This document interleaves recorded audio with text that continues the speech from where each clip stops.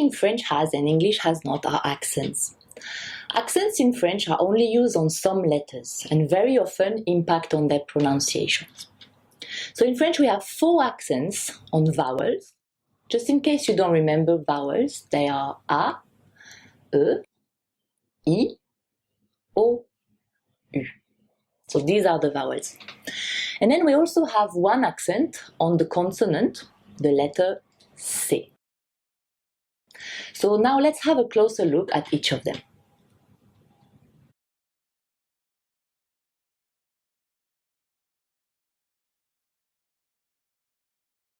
L'accent aigu, or in English, acute accent. This accent in French can only be used on the letter E. Remember this. Basically, this accent will change the pronunciation of the letter. The letter E will not be pronounced anymore E, but E. This is quite important. E, like in the English word jail. That's exactly the sound we want. Jail. E. Here are some examples of French words using the letter E with the acute accent. Bébé, écouter, étudiant.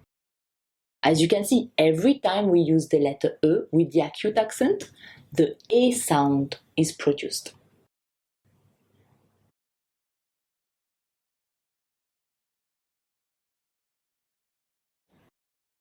L'accent grave, or the grave accent in English. This accent is very common in French and can be used on 3 letters: E, A, U. When the grave accent is used on the letter A and U, it doesn't have any impact on the pronunciations of those letters. Okay, so the sound will not be changed in any way. Basically, the purpose of using such an accent on those letters is to really distinguish 2 words that otherwise would have been spelled the same. They would have been homograph. Let me give you an example. The word ou, O, U, U with the grave accent in French means where. Whereas if you write O, U without the grave accent, it means or. So you see, here the accent helps us distinguish 2 words. Now, when the grave accent is used on the letter E, this will have an impact on the pronunciation. From the sound E of the alphabet, basically, we will move to a sound E, just like in the English word set, E. So here, there is a change in pronunciation.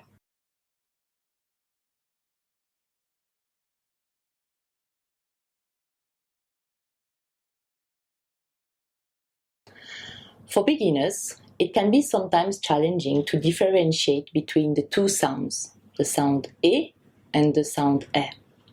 But keep in mind the 2 examples I gave you earlier, the word jail and the word set.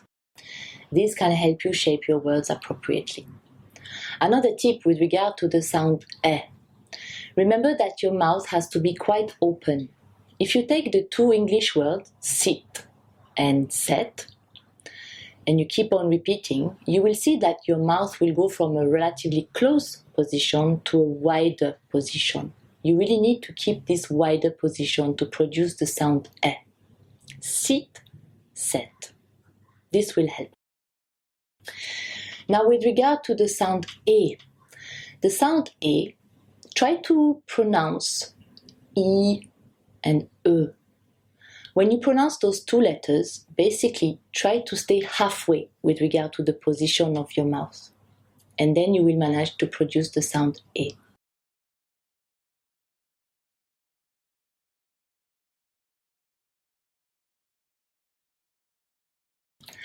L'accent circonflexe. L'accent circonflexe is used in French on the vowels A, E, I, O, U. The accent circumflex will have an impact on the pronunciation when it is used with the letter E. In fact, the sound E will become E, a little bit like when we use the accent grave. With regard to the other letters, there will not be any change pretty much in the pronunciation. With regard to the origin of the accent circumflex, it comes from the Old French, the French that was spoken a long time ago. Very often, when you take a word, like nowadays, a French word, and you see the accent aigu or accent circumflex, in the Old French, it was in fact the letter E followed by the letter S. And with time, the letter S disappeared and was replaced by the accent aigu or the accent circumflex. Let me give you an example to illustrate this fact. The word forest in Old French gave forêt in modern French. Interest became intérêt, and feste became fête.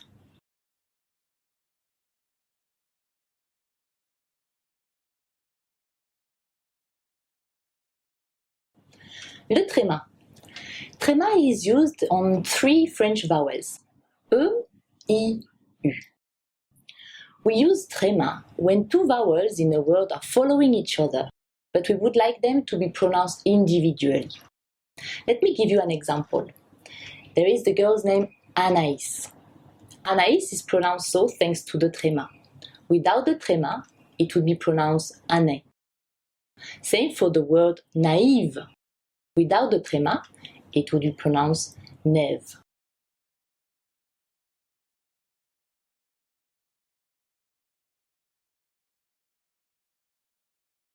La cédille. In French, we use la cédille essentially for the letter C. We use it in order to change from a hard sound K to a soft sound S. Let me give you an example. The word français is pronounced like this thanks to the cédille. Without it, it would be pronounced franquet. Same goes for garçon. Garçon is pronounced with a S sound thanks to the C cédille. Otherwise, it would be pronounced garcon. Importantly, we need to stress that the C cédille cannot be used with the letter E and the letter I, because the combination CE and CI already include the sound S. If you want a hard sound, qui or que, for instance, you will need to use the combination of QUI or QUE. Remember that French accents are very important. They are part of the words. Forgetting them would be just the same as forgetting letters. That would be a spelling mistake. We have one exception though, and that would be for uppercase letters. They are often left without accents.